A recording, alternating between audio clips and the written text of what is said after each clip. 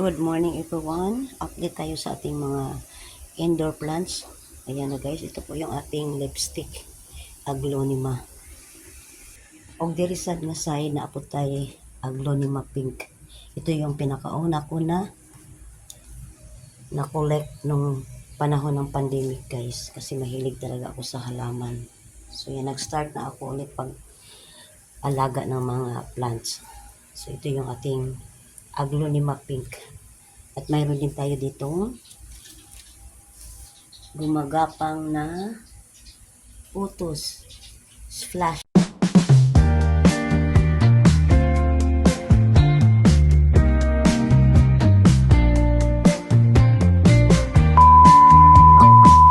Good morning everyone. Update tayo sa ating mga indoor plants. Ayan na guys, ito po yung ating lipstick, Aglonema. Og diri sad nga side na apod tay Aglonema pink. Ito yung pinakauna ko na collect nung panahon ng pandemic guys, kasi mahilig talaga ako sa halaman. So yan, nag-start na ako ulit pag alaga ng mga plants.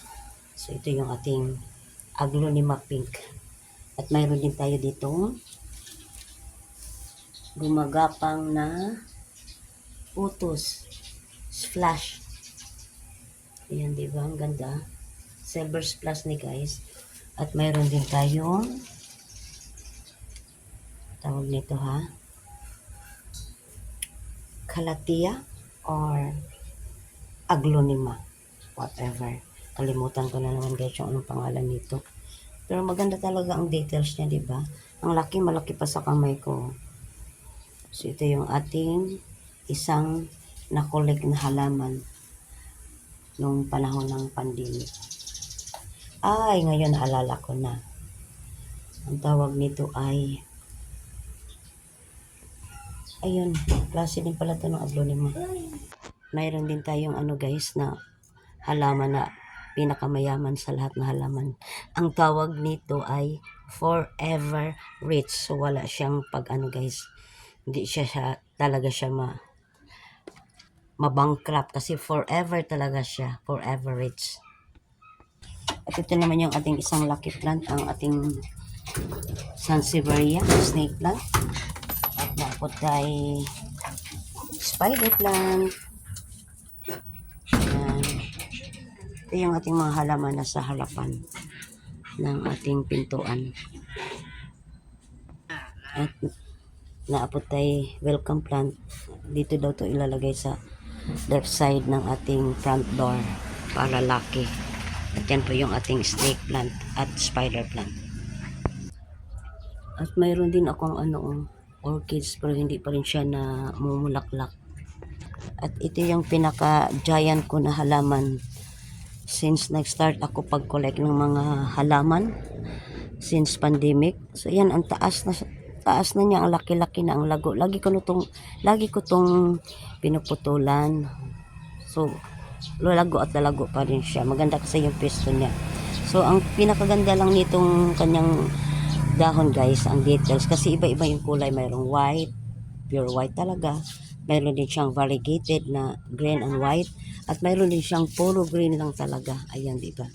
At mayroon din siyang pink na kulay. So iba-ibang kulay bawat dahon niya guys. At yun po ang ating pinakamahabang plant na alagaan sa bahay. Halos umabot na siya ng ating ceiling doon sa ating bahay.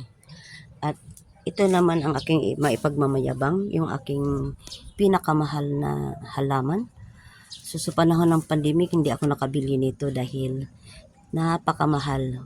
Halos umabot ito ng 5,000 or mas malaki pa dito, abot pa nga ng 10,000. So cannot afford yung inyong lola guys, kaya nung tapos na yung pandemic, sa wakas nakabili na din ako nito, yung ating philodendron.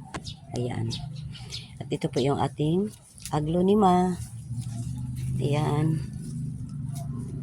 At ito naman yung ating Monstera adansonii. Ang ganda kasi ng details niya guys, na di ba nakita nyo. Natural yan guys, may butas-butas talaga siya. Ito yan ay nag-symbolize daw ng money. So isa din to sa lucky plant. Monstera adansonii. At ito naman yung ating para siyang balat ng ano, ng turtle, di ba? Tingnan mo yung details. Oh. Makapal din to guys, matigas ang kanyang dahon. So, ang ano nito, para siyang ano talaga, tulad ng turtle. Nakalimutan ko lang yung pangalan. Ayan. At ito naman yung ating pinaka-rare na kalatia. Ang tawag nito ay duty. Nabili ko lang din to pagkatapos na ng pandemic kasi can't afford na ang lola nyo. Napakamahal nito nung panahon pandemic.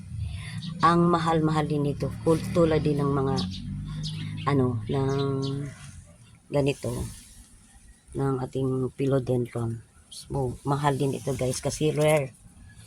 So, nabili ko to sa SM, bali 250 lang binabili ko. Pero nung panahon ng ano, mga 1,000, 2,000. So, can't afford ako guys, hindi ako nakabili. So, ito naman yung ating caladium. Ang laki na, mas malaki pa sa aking kamay, oh. Bumuklat na talaga siya as in. Binigay din to sa aking kaibigan nung pumunta ako sa Dumaguete. Talagang binitbit ko to kasi sabi niya, sayo na lang yan ate. Kunyari pa ko ayaw, pero gustong gusto ko naman dahil syempre, prantita tayo. So, tinanggap ko at nagbitbit talaga ako nito sakay ng bus. Talagang binitbit ko siya. At ito naman yung ating kalatia. Isa to sa klase sa kalatia. Para siyang green emerald. Correct me if I'm wrong. Ang ganda din ng details niya, di ba? Nakita niyo para sa yung zebra. Stripe siya. Di ba? So, mayroon pa tayong isang kalatia. Ayan. Ganda din. Ang ganda talaga ng mga details ng mga dahon nila, di ba? Ayan, kailangan tanggalin ko to. Yan, iba din yung hugis niya. Ang details niya rin, napakaganda. Para siyang peacock, di ba? Ganda. Oh, meron akong ngayon ko lang nakita to, nag-variegate. Yung aking isang halaman.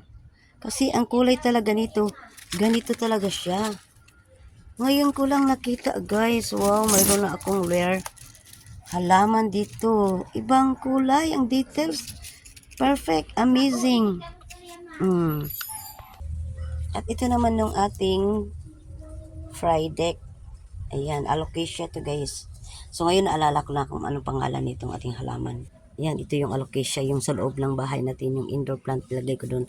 Hindi ko mabanggit kung anong pangalan. So ngayon naalala ko na senior moment na alocasia. At ito yung halaman natin na panay ang kanyang pamumulaklak. Red na red siya guys, oh. Ganda, di ba? At syempre, meron tayong spider plant. Isa din to sa lucky plant. Meron din tayong hanging plant. Di ko alam kung anong pangalan nito. At mayroon pa ditong isa. Ganda din ng details, di ba?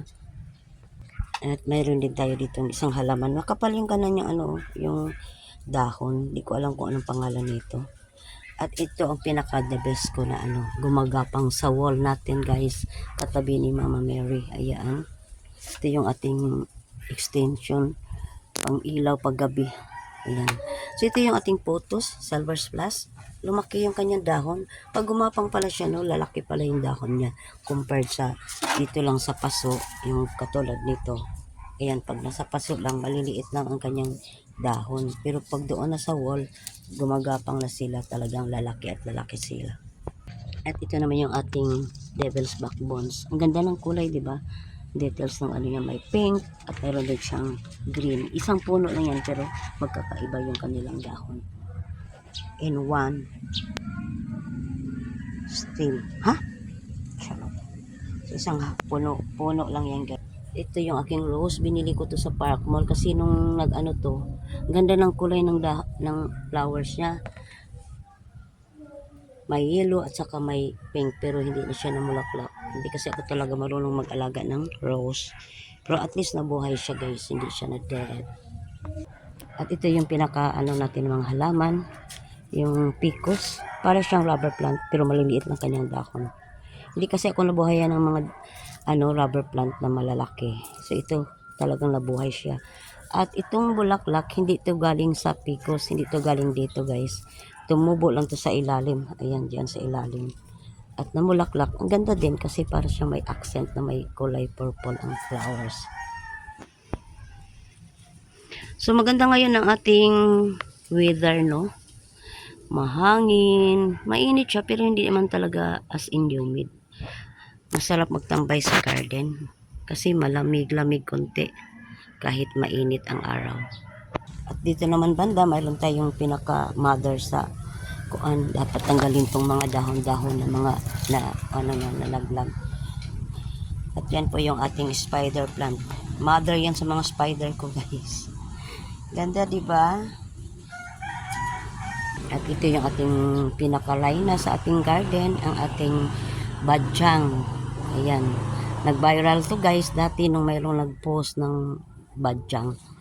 Ayan, napakalaki ng ano niya. Elephant ear tiga ang tawag nito, guys. Sa atin naman sa Pilipinas, badyang, sa amin sa Bisaya. Iwan ko lang ang tawag dyan sa Tagalog. So ito yung ating crotons. Yan. Ito na lang naiiwan sa crotons ko. Dati marami naman akong crotons na dead sala. Kasi nilipat ko ng nilipat. Kaya siguro hindi nakayanan. Kaya na dead. So ito na lang yung ating ano. At mayroon din tayong snake plant, guys. Tingnan mo hanggang dito. Ang haba na nito. Grabing haba na. Halos lumagpas na sa aking height. Sana all malagpasan. So yun, guys, ang ating mga halaman. Ayan, nakikita nyo, humahangin-hangin. Masarap ang hangin dito sa my garden. Tapos masarap magtambay. Dahil, syempre, marirelax yung mind mo pag makikita yung mga halaman mo na lumalago, namumulaklak. Diba? Shout out sa mga plant lovers dyan na nanonood. Thank you guys for watching. At hindi pa tayo tapos. Mayroon pa tayong titingnan ng mga halaman dito sa gilid ng ating bahay. Ayan. So, mayroon tayong tea plant. Yan, ganda din ang details. At ito naman yung ating syngonium. Syngonium ba? Bigunya. Mali na naman tayo, guys. Bigunya ang tawag nito, guys. Yan. Bawat klase ng plant, bawat family ng plant, ano talaga siya. Iba't ibang details sa kanyang dahon. Mayroon din tayong aglonema. At ito naman yung ating putos. Yan, gumapang siya dito sa puno ng mangga. At yung isa dito sa gilid, ayan, dito sa ano ng mangga, gumapang na siya, as in gumapang. Ang laki na ng kanyang dahon, di ba? Kasi laki na ng ano, mas malaki pa nga sa ano ko kamay. Ang ganda tignan ng ano, putos. Isa yan sa lucky plant din, guys, no? At dito naman sa gilid ng bahay, mayroon tayong para siyang banana. Maganda dito pag namumulaklak. Variegated ang ibang dahon nito, kasi lang ito talagang ano lang siya, plain green. At dito mayroon din tayong mga collection ng mga putos. Ayan, golden putos. Ayan, dito ko nilagay sa may ano, gilid. So yun po yung ating ano, guys, oh. Nandoon po yung ating halapan. Dito na tayo sa gilid ng ating bahay. At ito yung mga aglonema na pamilya din sa aglonema. Malaki yung ano niya, oh, dahon, di ba? So marami itong ganito, guys, dahil nung lumipat yung aking pinsan, lumipat ng ibang bahay, hindi na dito sa aming subdivision. Iniiwan niya to at sabi ko akin na lang yan para ilagay ko dito sa gilid ng bahay. At yan na nga, ang dami nila, di ba? At ito naman yung ating butterfly. Oh, kala ko na dead na siya, guys. Buhay pa pala. Buti hindi ko na ano yung kanyang lupa. So yan po yung ating snake plant. Ayan. At ito naman, guys, nagsabay silang tumubo dito yung spider plant at saka yung caladium. Pag hindi mo lang kasi tanggalin yung kanyang ano, kanyang bulb, talagang mabubuhay at mabubuhay pa rin yung caladium. Ito yung caladium, guys. Ito yung ating ano, hindi ko akalain na mayroon din palang caladium dyan. Kasi samantalang ito lang naman tinanim ko yung tawag nito, spider plant. At ito naman yung ating klase na tea plant, isang family din to ng tea plant, guys. Maganda, di ba? Iba-ibang details talaga bawat dahon, kahit isang klase lang ng halaman, o, di ba? At dito sa part nito medyo magulo kasi ano, puro hanging plant ito. Ang nagustuhan ko lang dito yung itong isang ano na to, enjoy plant, enjoy photos daw ang tawag nito.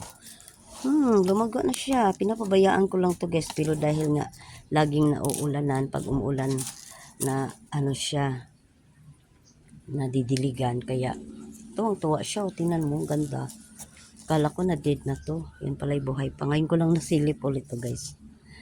So, ayan. At ito naman yung ating pinakahari. Kung mayroon tayong rhina, yung badyang, ito naman yung pinakahari natin na halaman. Ang tawag nito ay bird's nest plant. Yan. Ganda, di ba? Ang laki na nito. Grabing laki. Dito ko naman siya tinanim sa gilid lang. Ayan. At mayroon din tayong bougainvillea. Dati ang dami nitong flowers. Ngayon na hindi siya namulaklak dahil pinutulan ko kasi yung mga kasi masyado na siyang malago. Na siya. Grabe na hindi na maganda tignan kaya pinutulan ko. Siguro pag tumagal na yan, mamumulaklak ulit yan. At ito naman yung ating halaman sa gilid, no? Ayan. Ito yung yung alocasia din yan. And that's all for today. Thank you guys for watching. Have a good day and God bless everyone. See you on my next vlog and thank you again and again. And bye!